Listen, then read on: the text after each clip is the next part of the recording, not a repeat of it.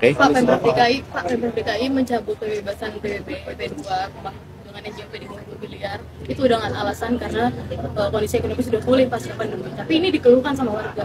Nah, mereka tuh menilai tidak ada sosialisasi dari kebijakan yang Bapak buat ini sekian. Ya, jadi semua kebijakan yang dibuat itu harus disosialisasikan dengan baik supaya masyarakat yang terdampak bisa mengantisipasi apapun isi kebijakannya, ya. Nah, kemudian terkait dengan substansinya.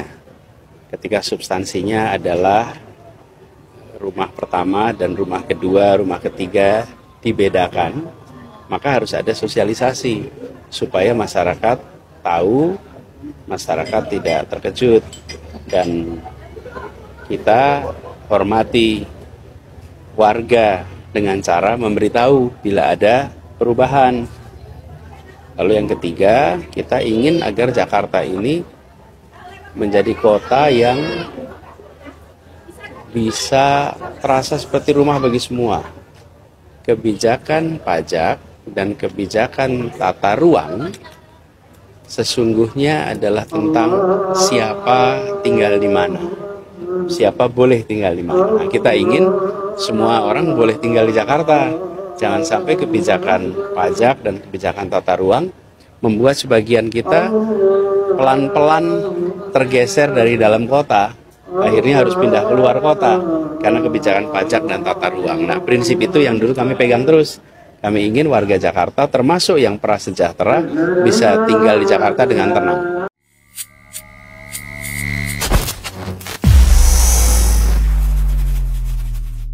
Bismillahirrahmanirrahim. Assalamualaikum warahmatullahi wabarakatuh. Salam perubahan. Sahabat semua, bicara tentang gagasan-gagasan perubahan adalah tentu berbicara tentang masa depan yang lebih baik. Dan itu diproses dari hari ini. Sekarang, di sini, kita tahu hari ini Indonesia begitu timpang keadaannya. Orang-orang kaya bertambah, kekayaannya semakin banyak. Orang-orang miskin semakin menderita. Yang di sini rakyat ada yang dipaksa vaksin, diintimidasi. Yang di sana pulang dari jalan-jalan dari luar negeri tidak karantina. Katanya karantina di rumah, tapi ternyata kepergok juga di mall. Yang kaya bisa nyogok 40 juta kayak Rahel V-nya dan dibebaskan, tidak dipenjara karena dianggap sopan oleh hakim di pengadilan. Tapi di sebelah sini ada seorang nenek yang mencuri kayu dan konon katanya itu bukan mencuri karena di lahannya sendiri. Itu dihukum sampai 1 tahun, bahkan sudah berlaku jauh lebih sopan. Bahkan memohon maaf kepada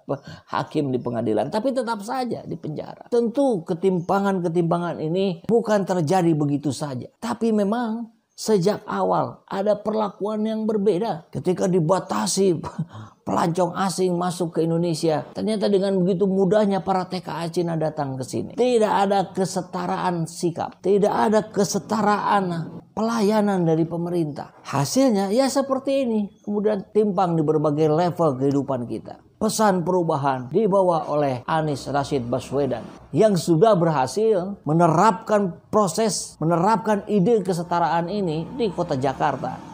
Nggak perlu berpanjang lebar lagi, kita langsung saksikan apa ide gagasan yang sudah dilakukan oleh seorang Anies Rashid Baswedan. Setara.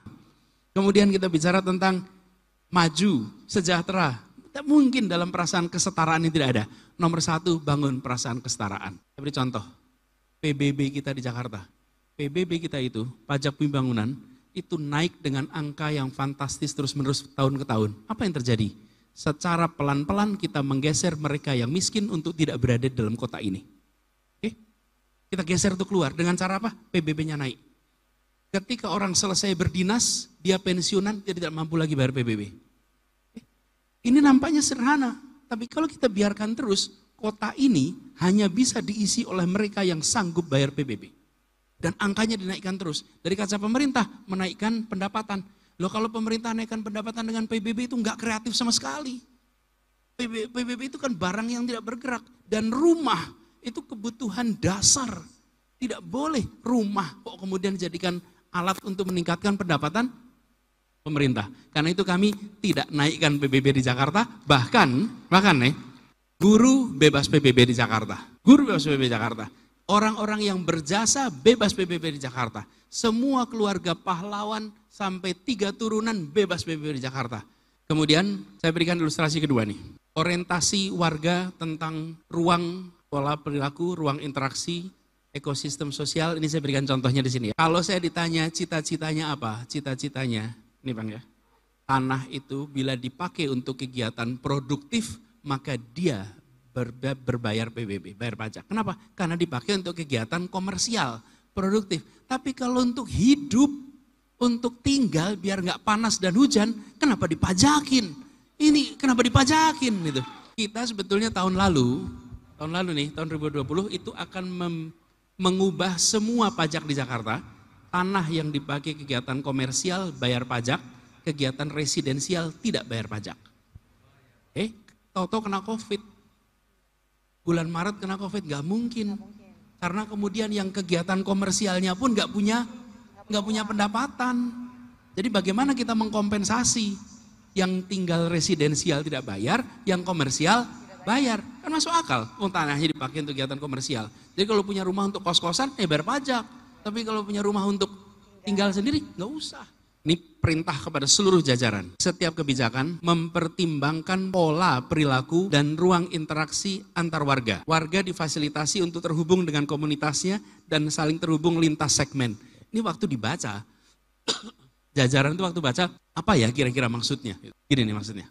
Saya beri contoh, transportasi publik di Jakarta, ini atas dukungan Pak Zita dan teman-teman di DPRD, kita bisa membangun transportasi publik yang masif selama 4 tahun ini. Pertanyaannya, kenapa kita dorong transportasi publik? Nah, di sini pesan kesetaraan persatuan masuk. Kami sampaikan kepada semua, ini seluruh jajaran yang ngurusin transportasi sampai apal kalimat ini. Bahwa transportasi umum bukan semata-mata untuk memindahkan badan dari satu tempat ke tempat lain. Transportasi umum adalah untuk membangun perasaan kesetaraan. Kesetaraan. Seorang presiden, seorang menteri, seorang CEO, seorang office boy, seorang pengangguran naik kendaraan umum, berdirinya sama, duduknya sama, tidak ada VIP lounge. Setara semuanya, setara. Berangkat ketemu. Coba perhatikan Jakarta hari ini. Apa yang terjadi? Bapak Ibu bisa saksikan trotoar di mana-mana, interaksi antar warga di mana-mana, dan trotoar itu menjadi penyetara. Kalau jalan di trotoar, lintas sosial ekonomi akan tersambungkan. Tidak ada bedanya lagi. Bagaimana pasar, mekanisme pasar dan public policy itu disinkronkan. Ini membangun sebuah sistem namanya Jaklingko. Jadi transportasi umum di Jakarta dari mulai angkot sampai angkot, bis sedang, bis besar, kemudian MRT, LRT, kereta api, itu semua dijadikan satu sebagai satu kesatuan dengan namanya diintegrasikan, sistem pembayarannya sama, sistem manajemennya dalam satu sistem manajemen, rutenya nyambung. 3 itu. Jadi tidak lagi di KAI, dibuatkan joint venture, Jakarta mayoritas, kami yang mengelola stasiunnya. Kalau keretanya tetap dikelola oleh KAI, tapi stasiunnya dijadikan satu. Apa yang terjadi? Sekarang dengan satu kartu, bahkan kita sekarang menggunakan aplikasi, naik kendaraan umum dari satu tempat ke tempat lain, pindah tanpa bayar tambahan selama 3 jam. Betul-betul terintegrasi. Nah, ini yang disebut mekanisme pasar. Penyelenggaranya ada 26 lebih organisasi transportasi. Kita sadari ya, waktu diskusi di DPRD, tidak dihapus. Pelaku pasar itu bukan digantikan oleh negara. Jadi bukan pemerintah membuat armada sebanyak-banyaknya, bukan. Seluruh yang ada itu, yuk dihitung sama-sama. Unit cost per kilometernya berapa? Kami pemerintah akan bayar unit cost per kilometer, Anda berikan jasa kepada kami. Jadi mekanisme pasar tetap jalan. Usaha ini tetap hidup. Koperasi-koperasinya tetap hidup. Tidak dimatikan. Kami pemerintah yang membayar kepada mereka biaya per kilometer. Dan sekarang di Jakarta nggak ada lagi macet karena angkot. Kenapa? Karena angkotnya nggak ngetem. Kenapa nggak ngetem? Bayarannya bukan per penumpang. Bayarannya per kilometer. Kami bayar per kilometer. Satu angkot 90 atau 100 km per hari. Sudah dia muter terus. Ada penumpang syukur, tidak ada penumpang juga syukur. Karena dia dibayarnya per kilometer. Selesai masalah. Bagi pengusaha angkot, loh dia yang penting ada pendapatan. Bagi supir ada kepastian gaji. Maintenance-nya ada. Diukur semuanya dengan ukuran yang tepat. Ini semua pekerjaan ini nggak terlihat. Tidak bisa difoto, tidak bisa divideokan, tidak bisa dikampanyekan. Tapi kita hanya ingin warga Jakarta bilang begini, syukur alhamdulillah untung tinggal di Jakarta. Gitu.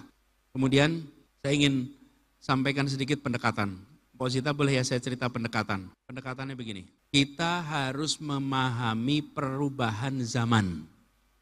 Mas Tris tadi cerita perubahan zaman, generasi baru cara pandangnya beda. Kemudian tadi Mas Mumtaz cerita tentang jumlah anak muda yang dominan. Di dalam pengelolaan ini baik kota maupun negara sama. Dulu rakyat itu semata-mata sebagai warga saja. Lalu pemerintah itu administrator dan pola interaksinya sosialisasi. Kami putuskan, kami sosialisasikan. Kira-kira gitu. Lalu mengalami penambahan. Rakyat itu dipandang sebagai customer. Lalu kami sebagai pelayan. Betul tidak? Kita sering mengatakan jadi pelayan masyarakat. Lalu polanya apa? Konsultasi. Kami melakukan apa? Kami konsultasi dulu pada masyarakat. Masyarakat yang berkembang. Tidak lagi menjadi konsumer saja, tapi masyarakat menjadi partisipan. Partisipan, mereka bisa membangun sendiri sekarang. Mereka bisa bekerja sendiri. Lihat dunia usaha, memberikan hampir seluruh pelayanan yang diperlukan oleh pemerintah. Bikin rumah sakit, bikin sekolah. Yang menyerahkan siapa? Masyarakat. Itu kan partisipasi, bukan? Transportasi. Dulu kalau transportasi, Damri, atau kereta api, mana swastanya? Nggak ada. Sekarang partisipasi ada. Rumah sakit, pemerintah. Sekarang swasta banyak. Semua sektor ada swastanya. Partisipan.